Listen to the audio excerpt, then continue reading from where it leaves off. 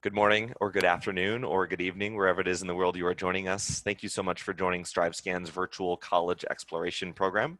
This program is in partnership with the colleges that change lives, and I have a few housekeeping items before we begin.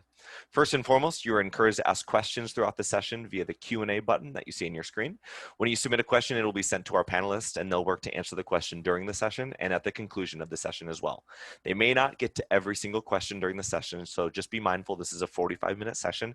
They will get a transcript of all questions submitted, so they'll be able to follow up with you afterward as well.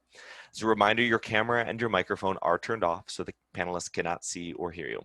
This is one of 50 individual information sessions and panel presentations being run through the colleges that change lives through Tuesday evening. We encourage you to check out all of the sessions at strivescan.com/virtual/CTCL. The recordings will also be at that exact same website that you went to register, strivescan.com/virtual/CTCL. And finally, when you signed up for this program, you received a barcode. You don't need that barcode for this virtual program. And with that, I'm going to hand it over to Natalie. Good morning. My name is Natalie. I'm an Associate Director of Admissions at St. John's College in Santa Fe, New Mexico, and Annapolis, Maryland. So I see we have a couple people still joining us. I'm going to do just to kind of give you guys an overview. I am going to kind of walk you through a quick kind of presentation so you get some good information about St. John's. There's a lot to digest. We have about 45 minutes this morning, and I'll just say I will put my email in the let's see. I can share my email with you. Actually, it'll be on the last slide, but it's just natalie.blaze@sjc.edu. Sorry, that's Natalie, NATALIE .blaze, BLAIS @sjc.edu. So if we run out of time today, I'm happy to follow up with you. And but please do submit any questions you have during the presentation in the Q&A. So I am going to start sharing my screen, and we'll take it from there.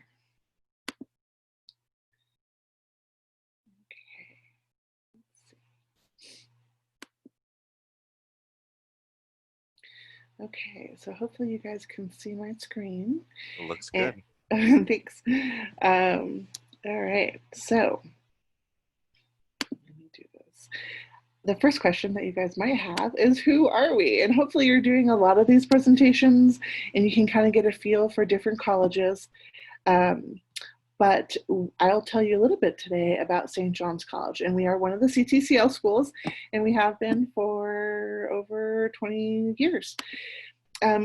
You may have heard about St. John's maybe initially last year, and we were written up in the New York Times. Frank Bruni, who's an editorial op-ed columnist, labeled us the most contrarian college in America. And so today we'll go over a little bit about why that might be the case and what that might mean. Forbes magazine has called us the most rigorous college in the United States. Princeton Review gives us high ranks, US News and World Report. And most of our Quark magazine calls us the most forward-thinking, future-proof college in America, which is my favorite. So here is a picture of our Annapolis campus. You'll see individually, it's a great college town. There's sailing and crew and super close to Washington, D.C. We also have, of course, a campus in Santa Fe, New Mexico. And for those of you who have not been to northern New Mexico, it is not the desert in the traditional sense of the desert. We do get 4 seasons, there's snow. Santa Fe is a great college town too. And we have lots of hiking and biking and skiing and some delicious food and arts. I'm gonna play a little video for you guys for just a moment, just a couple of minutes. And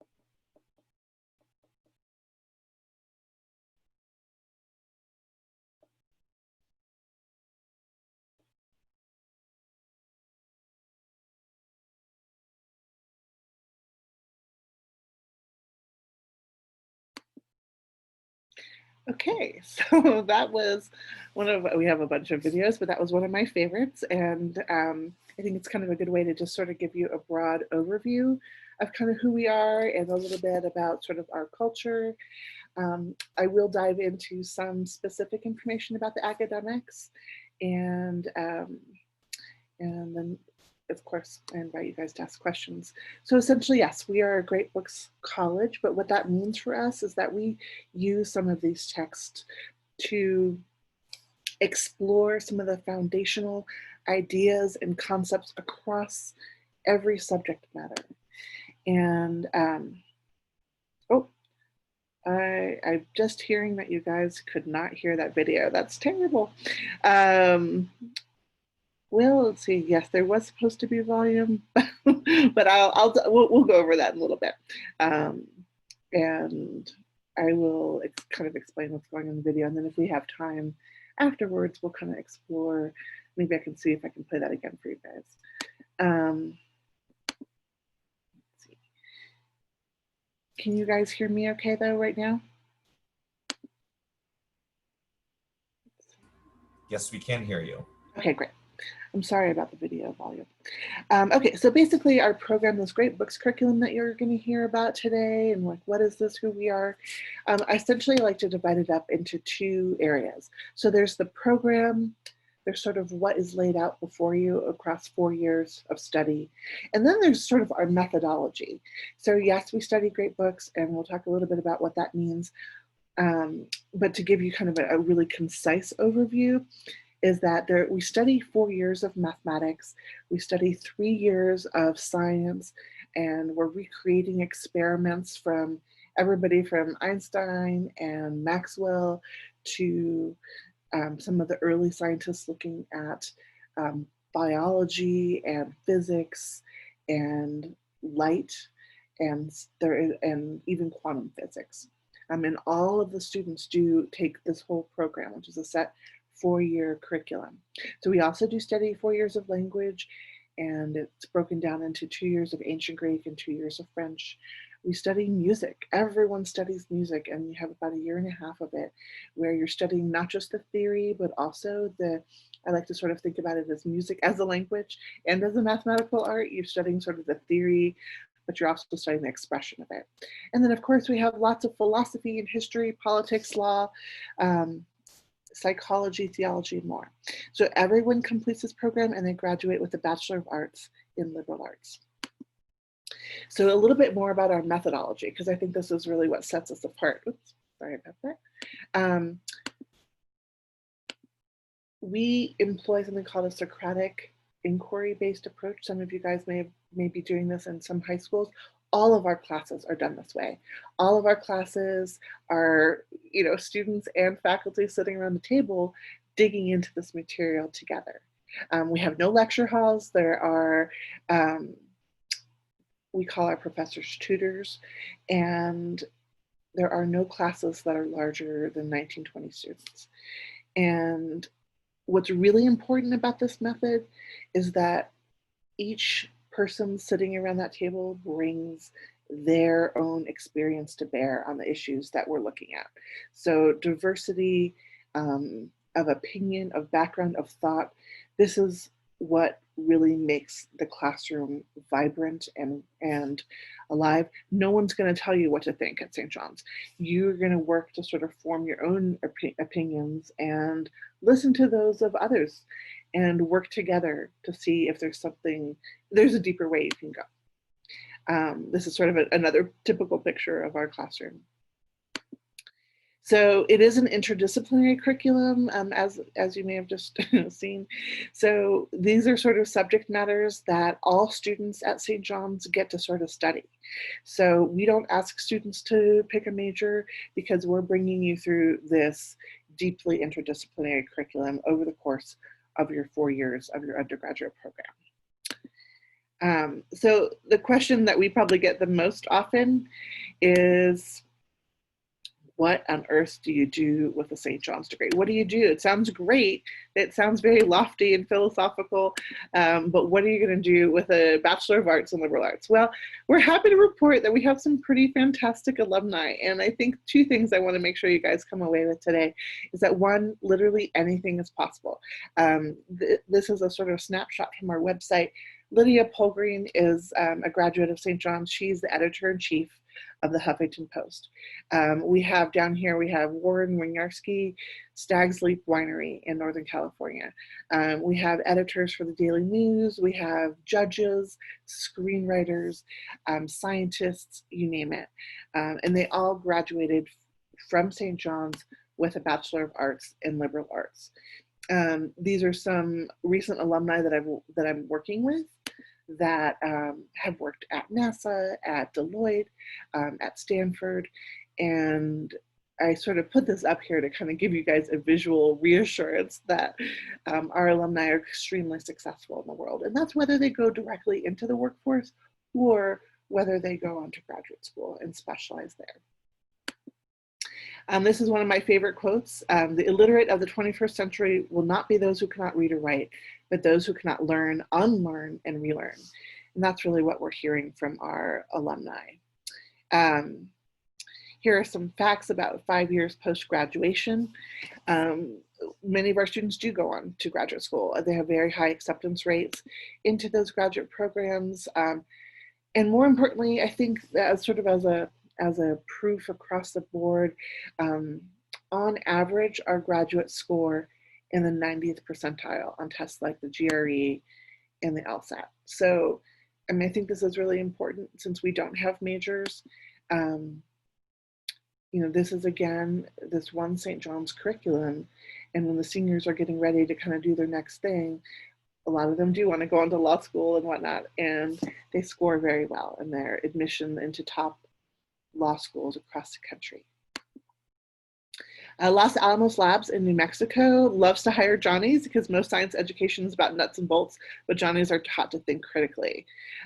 This is also an alum who graduated, and she graduated probably, what, I guess in '84. There's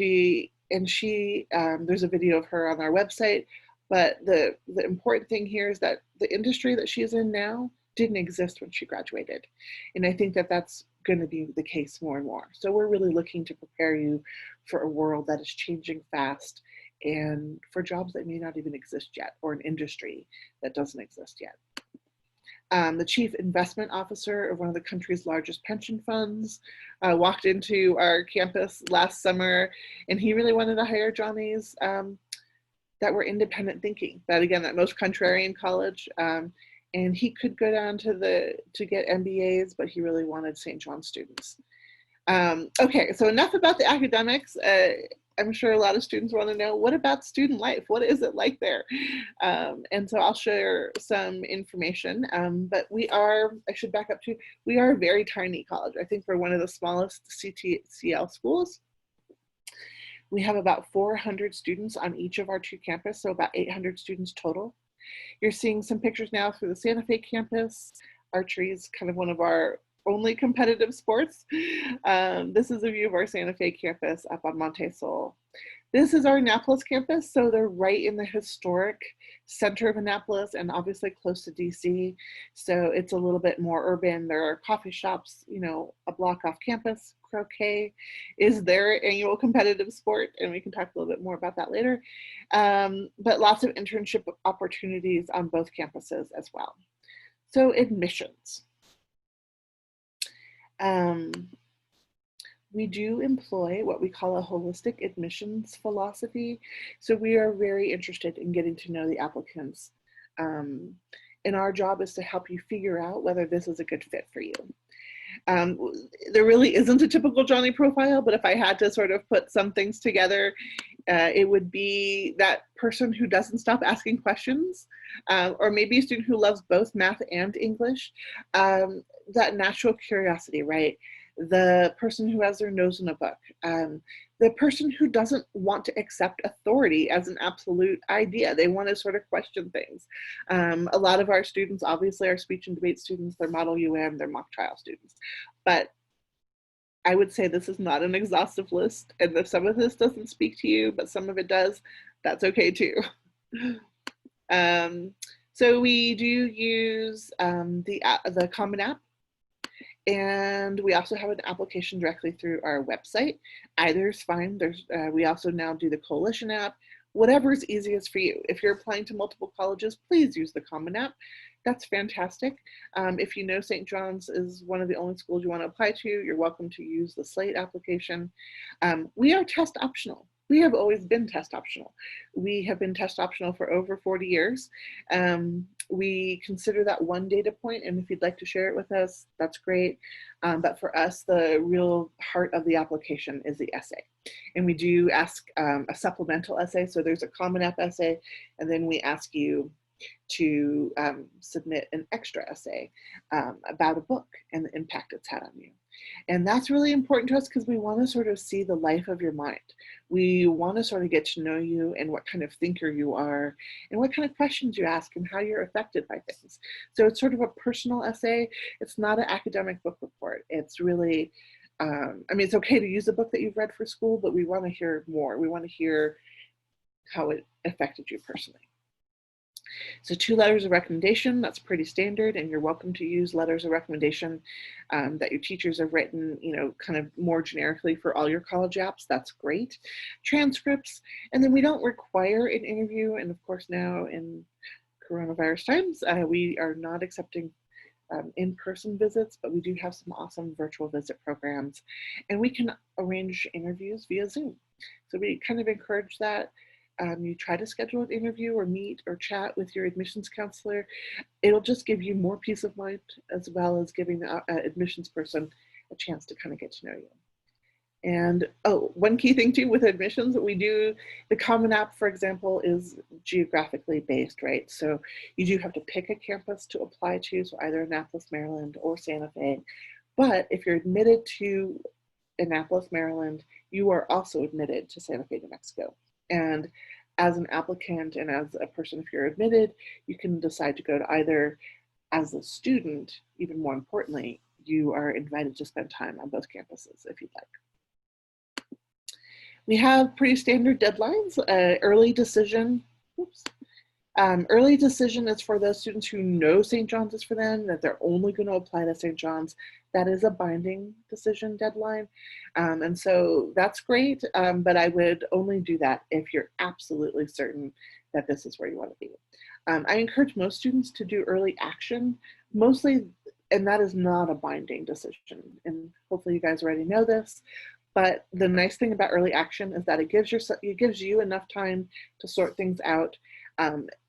As a college, as an institution, early action means that we promise to get you an admissions decision either a little bit before or on December 15th. That way you kind of know what your options are. You can apply to many, many schools early action. And it also gives you time to work out financially. We do also have regular decision, which is January 15th, for students who just need a little bit more time. That is also fine. And so you have a lot of options. And, you know, this is one area where I would encourage to talk to your admissions counselor about. Maybe you don't know which deadline is best for you. So that's kind of a perfect starting point or starting conversation, either email or video chat or text with your admissions counselor. Financial aid, we have it, and most of the students are on it. And we consider this obviously an extremely important part of who we are and what we do. We did lower our tuition to $35,000. About, I think last year was the first year we implemented this. It is still a lot of money, but we wanted to roll things back, you know, to what they were at least 10 years ago, to just stop this crazy escalation of cost of small private liberal arts colleges. It still costs us around $60,000 to, you know, educate each individual student, but we have amazing alumni and friends of the college who wanted to make this commitment to make it possible for anyone to attend St. John's.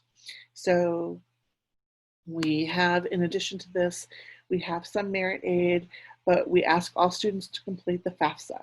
And hopefully this is what you're going to be completing if you're applying for financial aid to any college. This is a free application for federal student aid. It is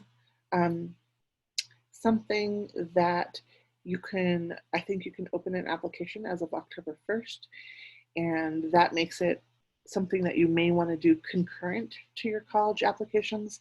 So I always tell students, focus on your admission stuff first, and then once you have everything in, sit down with your parents and fill out the FAFSA. And the nice thing is that once you get that done, and it shouldn't take really too long, it's based on taxes from 2 years ago, you'll get something back called a student aid report. And that student aid report will it's a formula, right, that will give you an idea of what your expected family contribution will be. And that's going to be the same no matter where you go to school. So most colleges, and St. John's included, will take our total cost of attendance and will subtract what your expected family contribution is, and then we come up with a need. And we'll do everything we can to try to meet that need.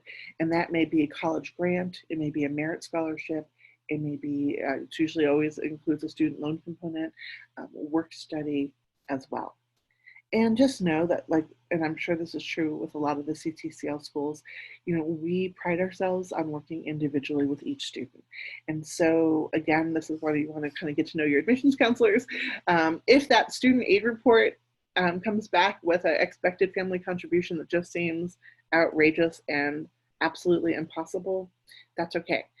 There are always an appeal process, and the admissions counselor can kind of walk you through that. But there's ways to take into account special circumstances. And all right, there's my email. And I'm going to stop screen sharing here in a minute and we can talk a little bit more. But so this is my email, and I personally cover Northern California, Oregon, Nevada, Michigan, Ohio, Western Pennsylvania, and Indiana, of all places.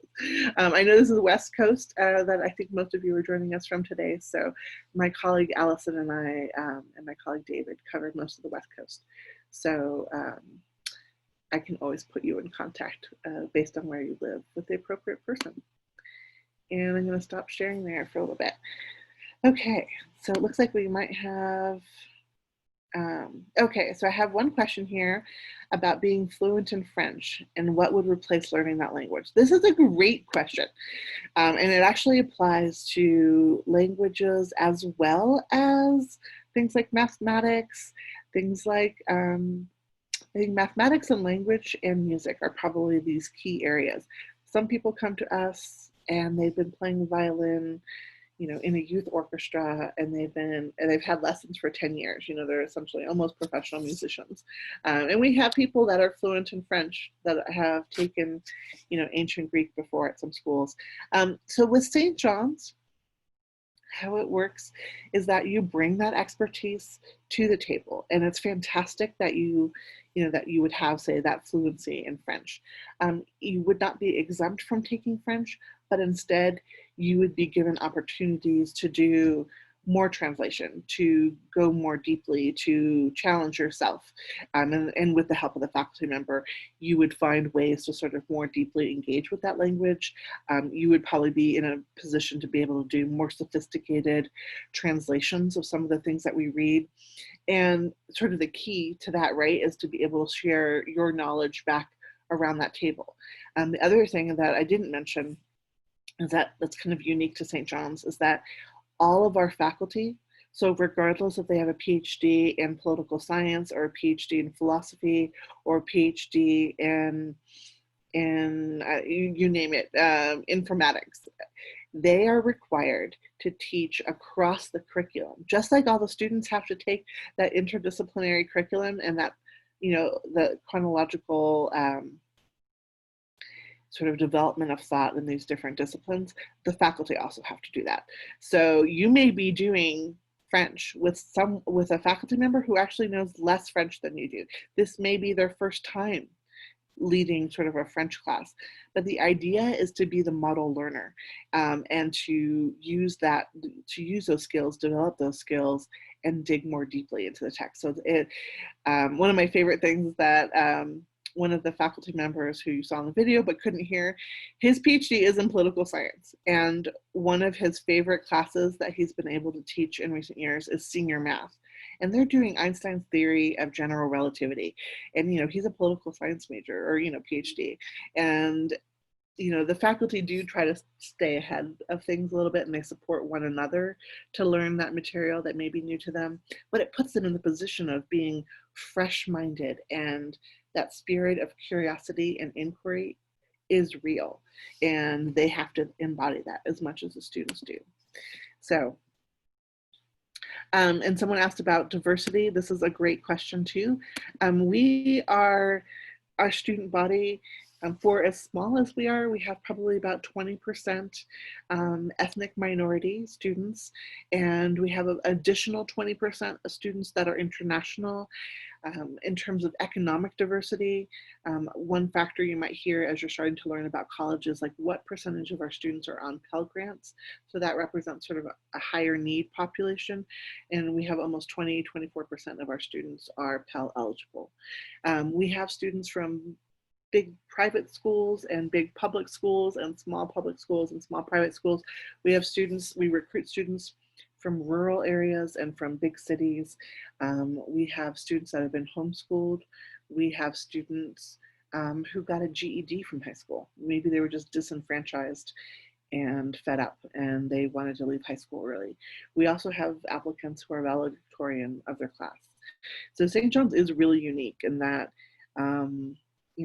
people that are attracted to our program come from all sorts of different ways and all sorts of different backgrounds.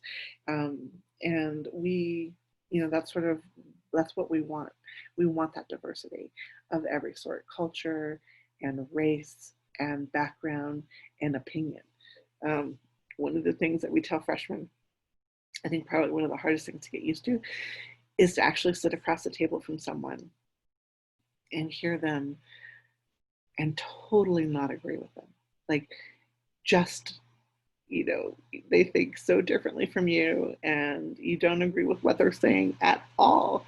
And you still have to kind of learn to like put your own ideas aside for a moment and really listen to what they're saying and sort of see if you can find some merit in that. And maybe in some ways it is connecting to, your own question that you had. And maybe that means you have to find your voice in a different way to sort of express and re-express your own ideas about things. So it is a very challenging thing that we're asking students to do. And, you get a lot of support. You get a lot of academic support from your faculty members. You get support from your fellow students. And you really get the sense that you're all in this together, which is one of my favorite things too about the place. Yes, the club slide. Yes, I kind of zoomed past that, and then we can talk more about student life. Absolutely. So yeah, and as I'm finding that slide, I will also let you guys know that, for as teeny tiny as we are, I sometimes call us a micro college. We have probably over 40 student clubs on each campus, and it's everything from like yoga to theater to student government, of course, but there's all sorts of like poetry, study groups, intramural sports, dance. There's a huge outdoor program in New Mexico, in Annapolis, Maryland. There's a crew team and boating. There's also newspaper and lit magazines. And so, yeah, the options are truly plentiful. Let's see. In terms of, looks like there's some questions. Okay. Okay. Hey, Zach, it's 9:30, we have a few more minutes. I'm gonna try to see if I can play the video again, if that would be okay. I'm gonna try to see if if the sound will work. Absolutely. Just be sure to click the share computer sound button in the corner when you share your screen, and then the video will work. Share the sound will computer. work. Where's that button in the So corner? you click share screen. Yeah. And choose what box, choose what screen to share. There's a checkbox in the corner, bottom left corner. Okay, that's super helpful. Okay, let me try this again. Thank you.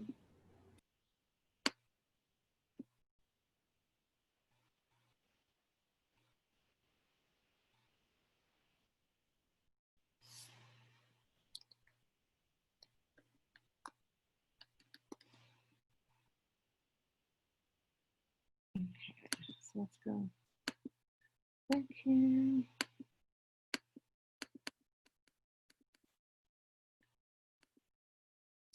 All right.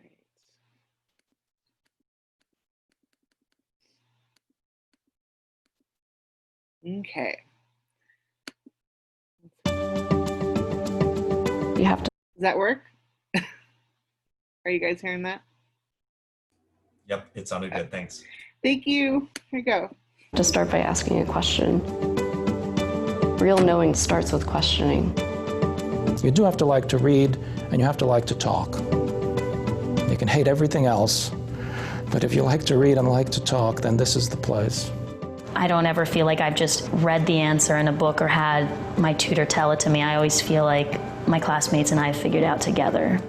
We study great books, which means the texts that are foundational to our civilization in every area that you can think of. We don't use textbooks and we don't have lectures. We only use primary sources, and all classes are discussion based. So instead of reading a textbook telling us what Plato thinks and what Aristotle thinks, we are actually reading Plato and Aristotle and figuring out for ourselves what they think.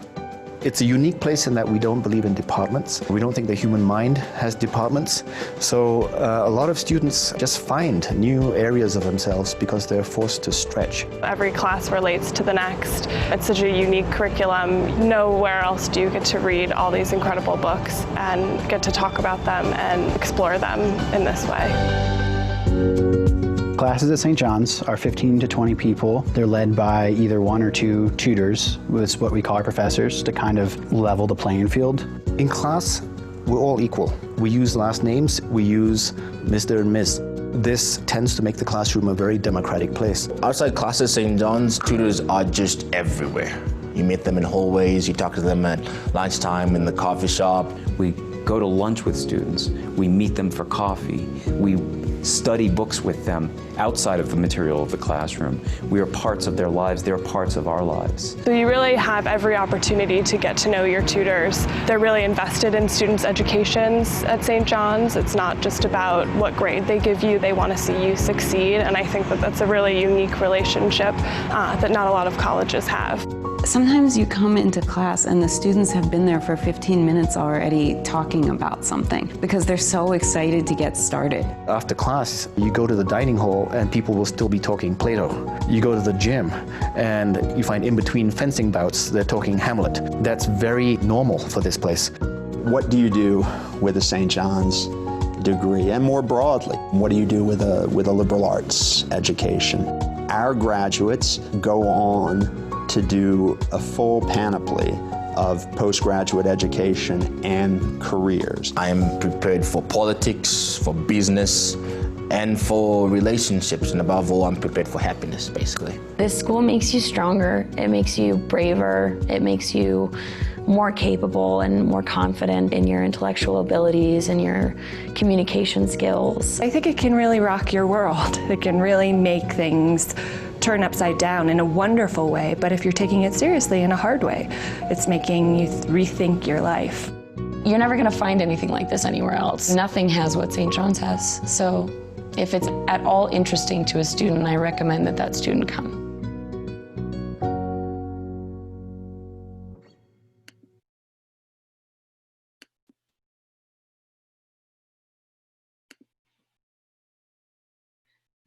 Okay. So sorry for a repeat on that video, but hopefully this time I gave you a little bit more context and you got to sort of see more of those student life images as well. I wanted to sort of say that for any of you that may have sort of heard or seen this, there's an, speaking of student life, speaking of croquet in those images, there is an annual croquet match between St. John's College in Maryland and the Naval Academy. And it's kind of epic. It's every April. I think it's like the third week in April, third weekend. This event has gotten so huge, like the whole town of Annapolis, and people come, alumni come, and just people, you know, residents nearby, of course, the whole Naval Academy. And so St. John's hosts it on their front lawn. You saw some pictures of that. And it, like, some people tailgate and people are dressed up. Some people, you know, are wearing sure, it's like anything goes. But there is an annual croquet match with the Naval Academy. And I'm happy to report St. John's has won the last 2 years in a row. And they take it very seriously. Like, it's a huge day of fun. But the midshipmen and the Johnnies really do go head to head in this croquet match. So let's see. Oh, good. You're welcome for the video. Does anyone else have any questions in terms of about the curriculum? Maybe what people do afterwards? It's a lot to sort of take in, and you know, we are probably one of 2 colleges in the United States that does not have sort of strict departments, and we don't offer any majors. So it is a very unusual academic program, but I think it's really well suited for students who want to buck the status quo, who don't want to just continue, you know, kind of in that kind of rote memorization, regurgitation sort of model of learning. This is completely different to that. This is sort of antithetical to that. This is where, actually, I graduated from St. John's a number of years ago, but I have to say a couple things. One, the learning, the kind of improvement that my writing, that my thinking, that I was able to sort of grow in those ways was incredible. And I probably wouldn't have taken as much math and science had I gone to, you know, University of Colorado Boulder. I grew up in Denver. And so I loved doing the math and science. You know, fully half of the curriculum is math and science. But we do it so differently, and you're reading the actual works of these mathematicians. You're studying things kind of from the ground up, so you don't have to memorize random equations. You actually get to derive them. You get to understand why they are that way. And I think that that's phenomenal. And it really does end up giving you that sort of fearlessness. So you can go and you can do any job, you can study anything, because you've spent so much time kind of working through difficult texts with yourself and with your fellow students, that you do get kind of this confidence in yourself to be able to sort of dig in and learn anything. And as that one quote mentioned, unlearn things. Like, that's almost as important as learning something, I think, in today's world. The gender ratio at St. John's, this is actually kind of an interesting fact. We were traditional, well, we are 50-50, but we struggle for 50-50. I think that on the surface, St. John's may appeal more to a male audience. We're probably one of the only liberal arts colleges in the country that does not have more women than men at it. And I think a lot of that's because on the surface, it looks like we read dead white men. And there's nothing further from the truth of that. But again, that's a lot to sort of overcome in terms of, you know, surface perception. So I think it's one of the most empowering places that women can attend, and persons of color, right? Like, this is you kind of learning how to sort of undo sort of the status quo, the structures, the paradigms, and to challenge those assumptions and be supported in doing that. You know, the faculty, there's a 7-to-1 student to faculty ratio, which is also one of the lowest. They're there to meet with you. They're there to sort of support you, challenge you. And as that one faculty person mentioned in the video, I actually work with him. He's on our Santa Fe campus. They really care about students. I mean, fully, like holistically, not just their mind, but their spirit. And, you know, instead of having office hours, the faculty are just available. They really want to be there for students. So you will see, you know, in non-pandemic times, you will see faculty meeting with students in the coffee shop, in the dining hall, out on the quad, playing soccer.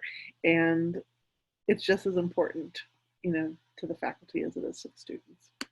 And so I think that, you know, we're really lucky. And I think that, you know, just like the students that are drawn to this program, the faculty that are drawn to this program, you know, they've got to sort of put aside quite a bit of ego, right, to be able to sit around a table and to let other students kind of question the ideas, and they have to sort of support that process. So it takes a pretty unique both student and a faculty member to kind of be a part of this community. But yeah, admissions, let's see. I think we talked about the essay. We are test optional, as I mentioned. Let's see, there's something else I wanted to talk to you guys about that. I guess I would just encourage you, kind of in parting words, I would really encourage you guys to take the time and to get to know your college, you know, even if you can't visit physically these days. Take the opportunities to attend virtual visits, ask to talk to current students. We all have student workers that we're happy to put, you know, applicants in touch with. So, and for when the pandemic settles down a little bit, I will also say that we have an apply and fly program, which is great. So if you apply and you want to come visit the campus, we can reimburse you up to $400, $500 in case if you're, you know, coming from very far away, but we really want you to come visit. And we want you to sort of be able to kind of experience more fully what it means to be a part of this community. So I think that is a fantastic program that not a lot of people know about, but it's called Apply and Fly. So keep that in mind, hopefully in the spring semester when we're able to reopen our campuses and welcome visitors back again, which we're all kind of looking forward to so much. So any other questions before we wrap things up?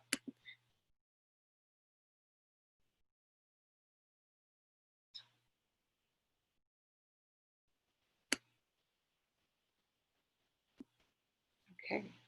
I will also share that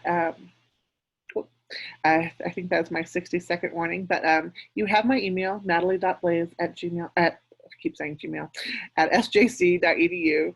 And I'm happy to talk to you about, like, we didn't get to talk about our internships and our fellowship programs. And those career services, those supports are available to you as a freshman. So there's a lot of individualized care. And I just want to say thank you for joining us today. And I hope to hear from you guys soon. Thank you. Thank you so much, Natalie, for sharing this information. And students and counselors, thank you for joining. And as you close this window, a very quick 4-question survey will appear. We do ask for your feedback. We encourage you to sign up for the additional CTCL sessions at strivescan.com/virtual/CTCL. Thanks, everyone. Have a great day.